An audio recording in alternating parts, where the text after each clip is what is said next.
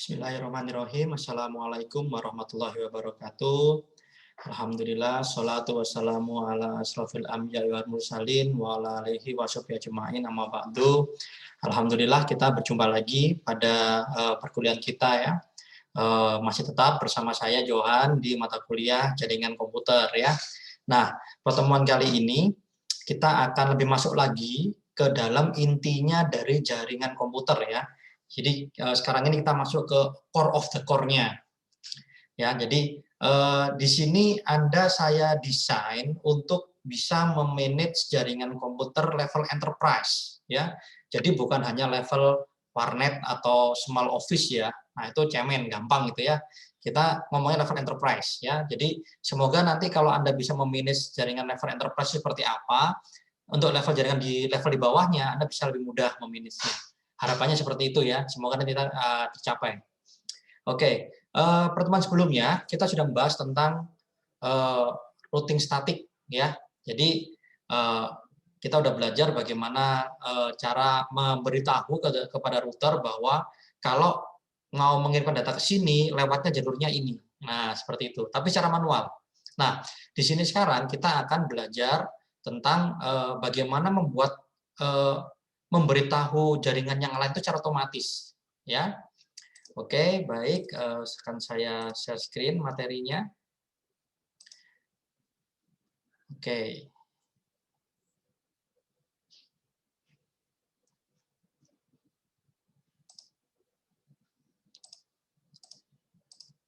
Oke, baik. Jadi kemarin kita sudah membahas tentang static routing ya. Nah, sekarang kita akan membahas tentang dynamic routing. Bedanya apa? Kalau static routing kemarin kita harus ngasih tahu secara manual.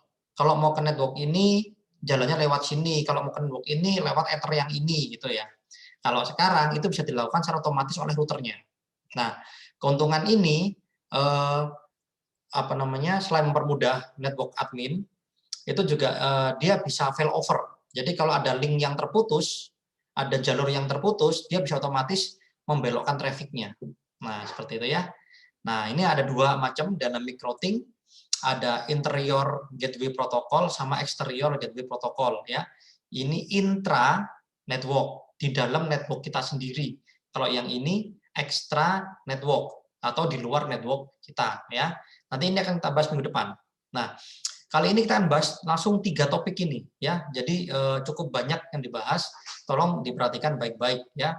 Pertama kita akan bahas tentang RIP ya, Route Information Protocol, kemudian EGRP ya, dan OSPF ya. Nah, kenapa ini kok dibedakan? Nah, karena sebenarnya mereka itu cara kerjanya berbeda ya.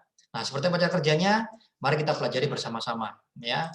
Oke, jadi sekali lagi routing itu tujuannya adalah untuk mencari jalur terbaik, tercepat ke tujuan ya. Nah, maka itu butuh algoritma untuk melakukan itu ya. Sebagai contoh ya. Oke, saya akan tunjukkan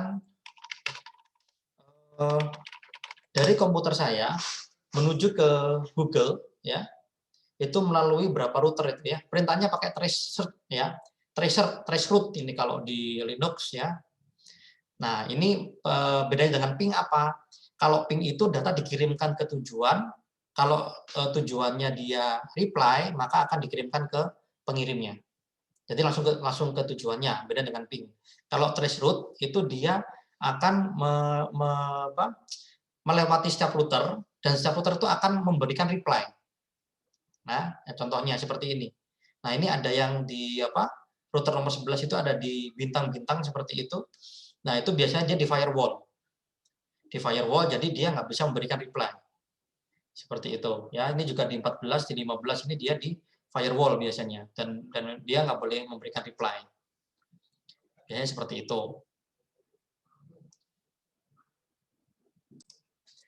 Oke, baik. Jadi seperti yang Anda lihat di ini ya, hasil tersebut saya. Dari komputer saya di sini, saya lagi ada di kampus ya. Ini harus melewati 23 router untuk mencapai ke routernya Google, ke servernya Google ya. yang IP-nya 74.125.24.102. Nah, di sini harus melalui 23 router. Nah, di antaranya ada yang di bintang ini biasanya dia di firewall sehingga dia tidak bisa memberikan reply. Tidak bisa memberikan reply ke saya, ke pengirimnya. Oke ya. Nah, itu tentunya ini adalah jalur yang dipilih yang terbaik oleh router-router yang saya lewatin sehingga saya bisa mencapai ke servernya Google dengan cepat ya. Nah, sekarang kita lihat bagaimana kalau contohnya di internal kita, Pak, di internal kampus UIN. Oke, baik. Nah, ini contohnya. Ini peta tampak atas dari kampus kita ya, di kampus 1, UIN kampus 1. Seperti Anda bisa lihat di sini ya. Ini rektorat, ada PT IPD di sana, Puskom ya, pusat komplain, bukan ya. PT IPD, Pusat Teknologi Informasi dan Pangkalan Data ya. Kemudian ini adalah dia penyedia koneksi internet, adanya di sini. Nah, di masing-masing gedung ini di belakangnya rektorat ini ada perpustakaan ya. Kemudian ada fakultas kita, Fakultas Saintek di sini. Di sebelah ini ada gedung Megawati, di sini ada psikologi, ada FITK, ada banyak di sini ya. Syariah juga di sini. Ada gedung C juga di sini, kemudian ada sport center dan lain sebagainya ya. Masing-masing ini memiliki koneksi ke PT IPD sehingga mereka bisa mengakses server PT IPD ataupun mengakses ke internet. Nah, ini topologi tahun ini sebelum 2020 kalau nggak salah ini ya.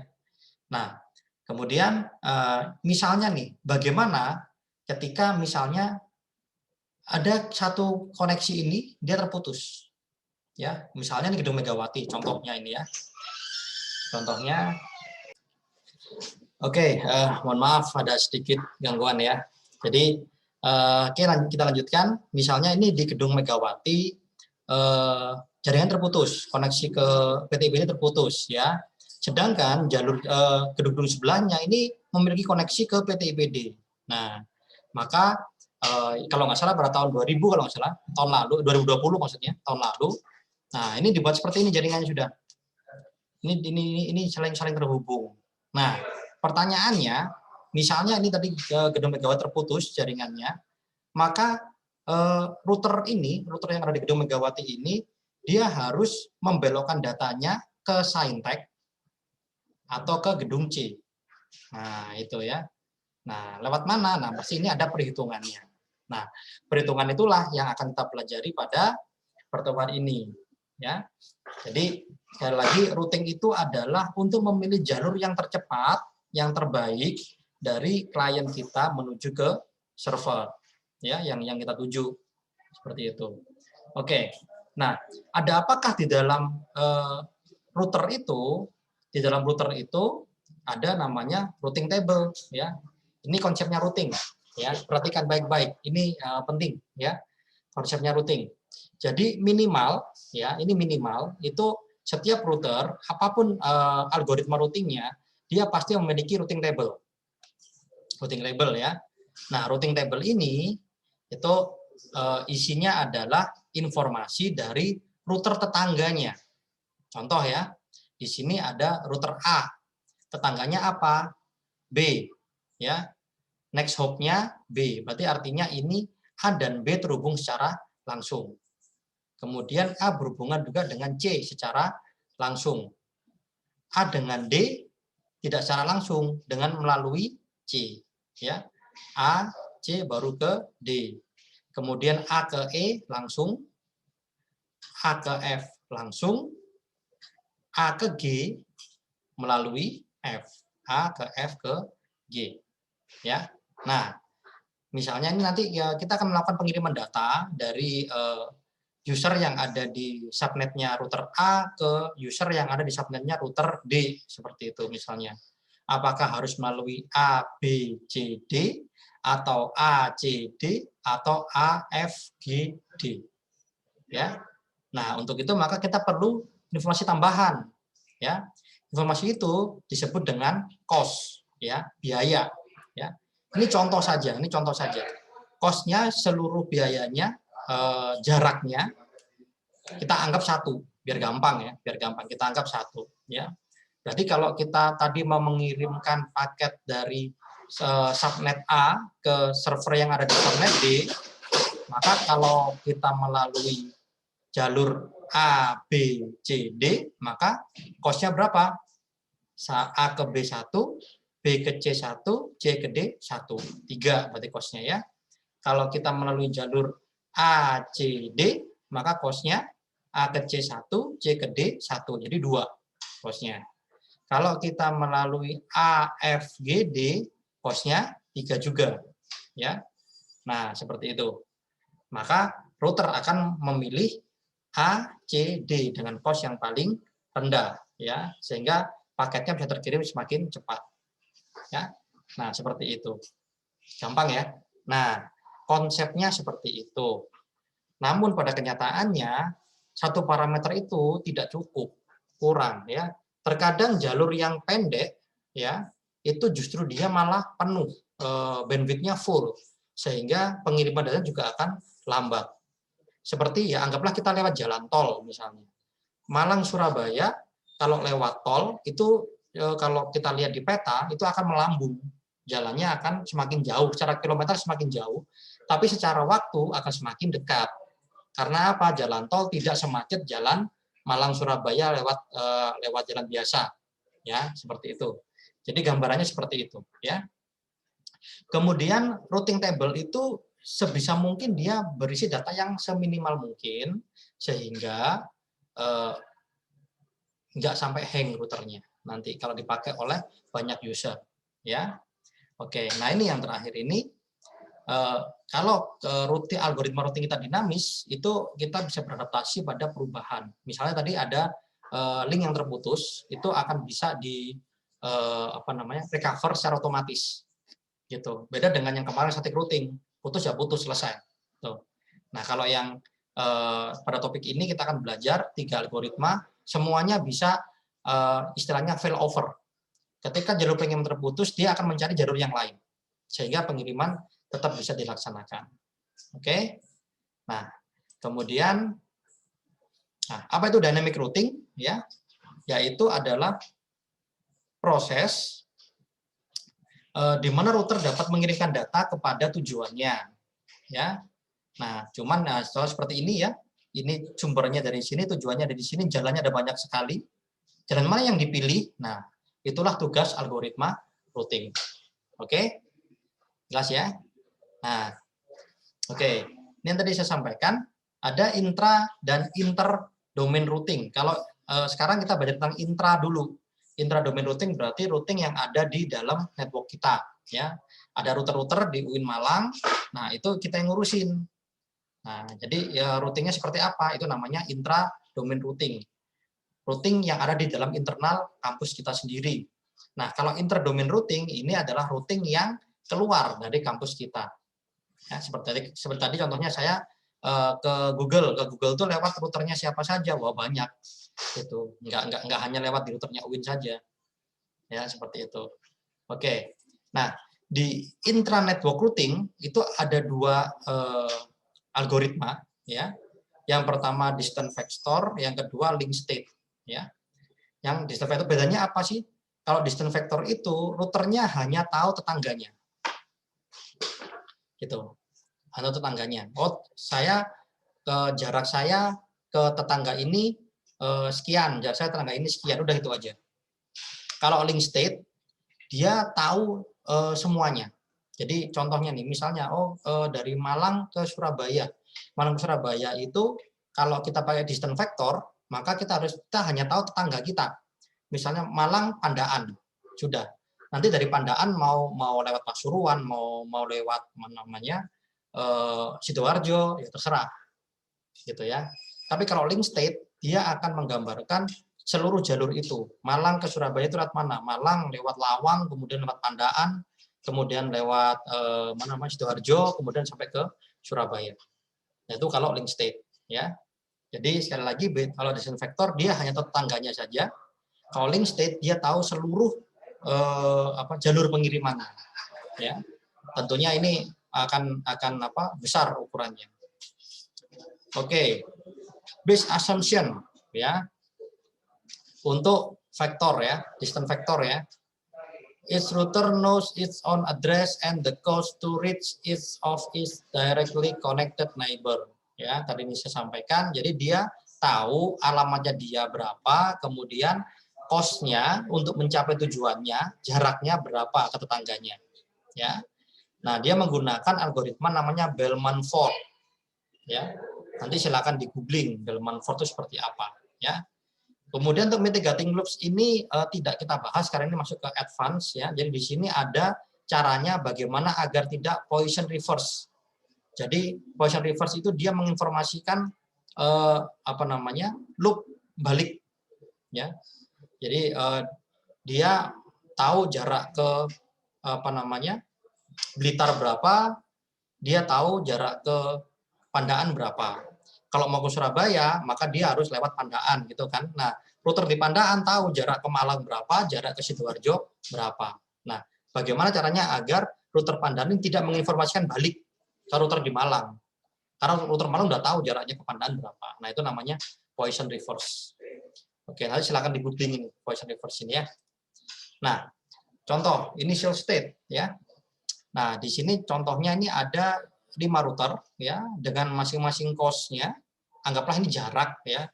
Jaraknya A ke B7, A ke E1 dan seterusnya seperti ini. Kalau digambarkan dalam bentuk tabel seperti ini ya. Jadi A ke A 0 ya, A ke B 7. A ke C nggak tahu. Karena dia hanya tahu tetangganya saja kan. A ke E 1. Oke, ya. Dia hanya tahu tetangganya.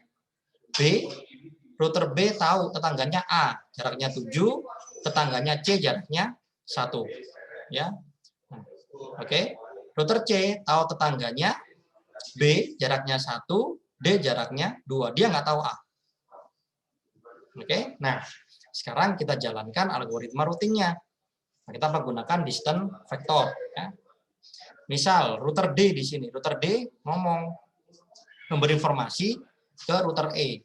Saya tetangganya adalah router C, itu jaraknya 2. Kemudian saya tetangganya jaraknya E, itu routernya juga jaraknya 2. Oke. Nah, kemudian informasi dikirimkan ke router E.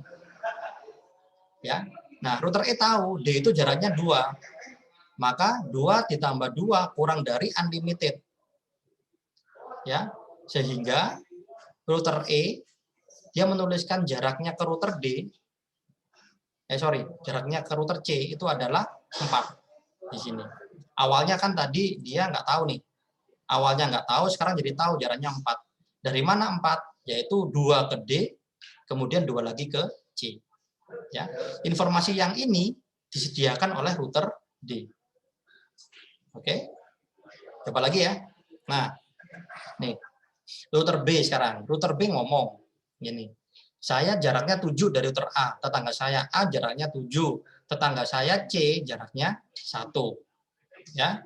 Nah, ini diinformasikan ke router A.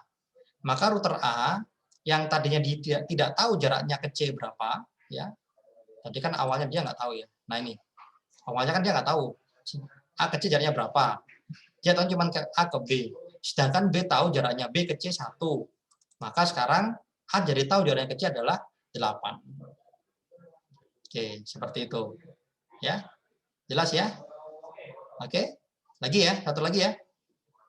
Nah, ini sekarang E ya. Dia menginformasikan ke router A.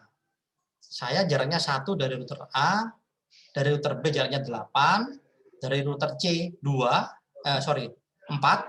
Tadi kan tahu ya dari D ini ya. Dari router D 2. Oke. Nah, sekarang A bisa menghitung. Oh, ternyata E itu 1 jaraknya, kemudian C jaraknya berapa? Jaraknya 4 plus 1. Kurang dari 8. Tadi awalnya kan taunya A ke C jaraknya 8. Ini ya, tadinya taunya. Ternyata dia tahu jarak yang lebih pendek dari informasi E-nya tadi, yaitu melalui sini. 1, 3, 5. Oke. Ya, 135. Berarti dia 5 jaraknya dari A ke C. Sebelumnya kan dia 8, maka diupdate tabelnya. Nah, jadi nanti pengiriman data ke C yang tadinya dia melalui B, sekarang melalui E, D, kemudian ke C. Meskipun lebih banyak router yang dilalui, tapi jaraknya lebih pendek. Nah, seperti itu. Jadi terus ini dilakukan terus sampai diketahui semua alamatnya yang paling optimal. Nah, itulah algoritma Bellman-Ford. Oke. Nah, contohnya nih, misalnya A ke E dia terputus jalurnya. A ke E terputus, maka si A ngomong ke B, jalurnya ke E terputus loh. Maka si B akan mengupdate routing table-nya. Begitu. Si B akan mengupdate routing table-nya. Kemudian E juga ngomong sama B, ngomong sama D, sama tetangganya. Jalur ke A terputus. Maka dia akan mengupdate routing table-nya masing-masing. Sehingga meskipun jalurnya terputus, tetap bisa mengirimkan data ke E, yaitu melalui B. Seperti ini. Ya, kalau yang C mau kirim ke E, bisa melalui B atau melalui D. Melalui D ya, karena jaraknya lebih pendek. Oke. C ke E. C ke E berapa jaraknya? Jaraknya 4. C ke E jaraknya 4. Daripada lewat B. Itu. Kalau lewat B berapa jaraknya? 1 tambah 8, jaraknya jadi 9. Nah, terlalu jauh ya. Ini ada jalan lain yang dia lebih pendek. Oke. Jadi seperti itulah algoritmanya si Bellman-Ford ya. Nah, kemudian sekilas tentang algoritma routing yang akan kita gunakan nanti ya. RIP. Oke. Itu dia menggunakan hop count ya, berapa jaraknya sama seperti tadi untuk menemukan best path, jalur terbaik ya dari sumber ke tujuan. Gitu. Path with the lowest hop count is considered as the best route to reach a network. Ya, jadi dia akan memilih jalur yang terpendek kayak tadi ya, pengirimannya dari C ke E dia nggak lewat B tapi lewat D saja karena lebih pendek. Kemudian dia hanya bisa maksimum 15 router, lebih dari itu nggak bisa. Nah, itu keterbatasannya RIP. Jadi dia cocok digunakan untuk network yang kecil. Gitu. Dan sekarang sudah ada RIP versi 2 yang sudah mendukung kelas-kelas. Kalau yang versi 1 dia kelas full. Jadi kita harus menggunakan full networknya. Sedangkan sekarang kita bisa menggunakan CIDR. Ya, masih ingat ya CIDR, menggunakan subnet yang kecil-kecil itu. Nah, seperti itu. Kemudian RIP itu dia bisa mengupdate network ya. Jadi kalau ada link terputus dia bisa langsung mengupdate informasinya. Kemudian routing information always broadcast. Nah, ini juga akan bisa menjadi bahaya. Kenapa? Karena bisa memenuhi traffic network kita. Nanti akan kita praktekkan di paket tracer ya. Oke. Kemudian nah ini, router always trust on routing information received from network router. Jadi dia percaya aja. Nah, ini dulu ada kasus, Anda silakan googling di internet ya. Dulu ada salah satu network engineer ternama di Indonesia ya. Orangnya masih ada, kalau Anda join di salah satu grup network itu masih ada di sana muncul. Dia pernah ngedonkan internet gara-gara salah routing. Ya, gara-gara salah routing. Jadi semua koneksi internet yang ada di Asia waktu itu down gara-gara dia salah ngerouting. Tapi nanti itu bahasnya di BGP aja. Gitu ya. Jadi routing itu dia basisnya trust, saling percaya.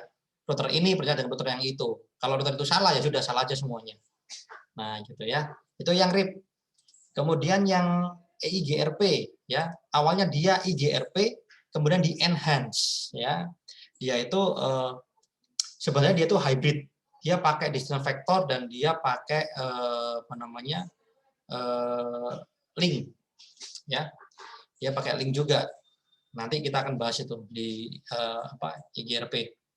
Awalnya didesain oleh Cisco ya, kemudian pada tahun 2003 kalau nggak salah dia di open standar, jadi bisa dipakai oleh di 2013. Ya, 2013 di open standard, kemudian masuk ke RFC 7868 di 2016. RFC ini apa? RFC ini request for comment. Jadi kalau kita punya standar baru, kita ajukan dulu apa namanya, ke badan yang ngurusin standar-standar itu ya, OSI, masih ingat ya, yang ngurusin OSI layer ya, ada ISO di sana, International Standard Organization. Nah, nanti di sana akan dia ngeluarin RFC. Nanti kalau RFC ini sudah direview oleh banyak vendor, banyak perusahaan, kalau oke, bisa dijadikan standar baru. Seperti itu, ya. Jadi nggak sembarangan kita buat standar, kemudian bisa dipakai, ya. Oke, kemudian, nah di sini ada muncul kata-kata autonomous system. Nah, autonomous system ini itu adalah sekumpulan dari router yang ada di dalam network kita, yang kita manage sendiri. Ya, nanti ini akan kita bahas lebih lanjut di BGP, yang materi selanjutnya. Gitu.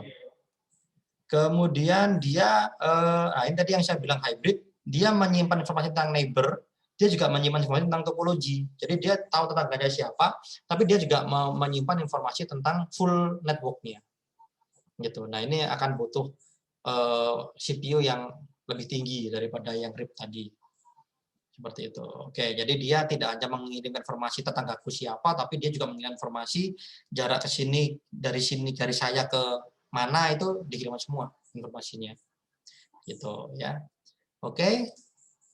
Dan yang terakhir untuk interior gateway ini adalah OSPF. Nah, gitu. Kalau OSPF itu dia menggunakan apa namanya, shortest path. Dia pakai Dijkstra algoritmanya, mungkin sudah ada pelajari sebelumnya ya. Dia mencari jalur terpendek menggunakan algoritma Dijkstra. Itu.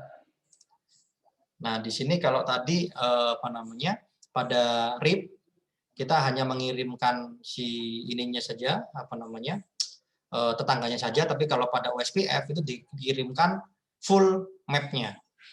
Ya. Bagaimana tahu full map-nya? Nah, ini router OSPF ini akan mengirimkan namanya hello prosedur. Hello prosedur ini akan dikirimkan ARP lah kalau di apa namanya, di switch ya, ARP untuk mengetahui tetangga saya ini jaraknya berapa. Nah, seperti itu. Dan itu nggak cuma jaraknya yang dihitung sama dia, ada bandwidth-nya juga, ada kemudian apa delay-nya juga dihitung sama dia. Gitu. Untuk menentukan jalur pengiriman data mana yang terbaik. Oke, jadi hari ini kita sudah belajar tentang interior gateway protocol, ada RIP, OSPF, dan EIGRP. Ya, nah selanjutnya nanti kita akan coba di paket tracer ya, bagaimana cara kerja masing-masing apa namanya, algoritma ini.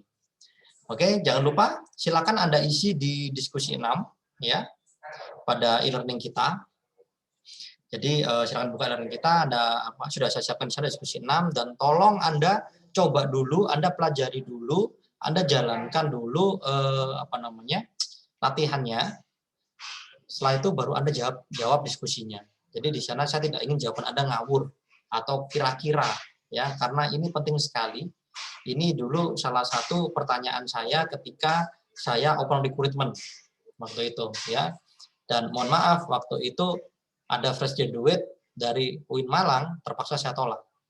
Karena untuk pemahaman ininya dia nggak paham pada waktu itu ya. Nah, makanya saya tidak ingin Anda juga ditolak nanti kalau ngomong pekerjaan. Maka ini kita buat fondasi yang kuat dulu. Oke, baik. Selanjutnya kita akan lihat di paket tracer.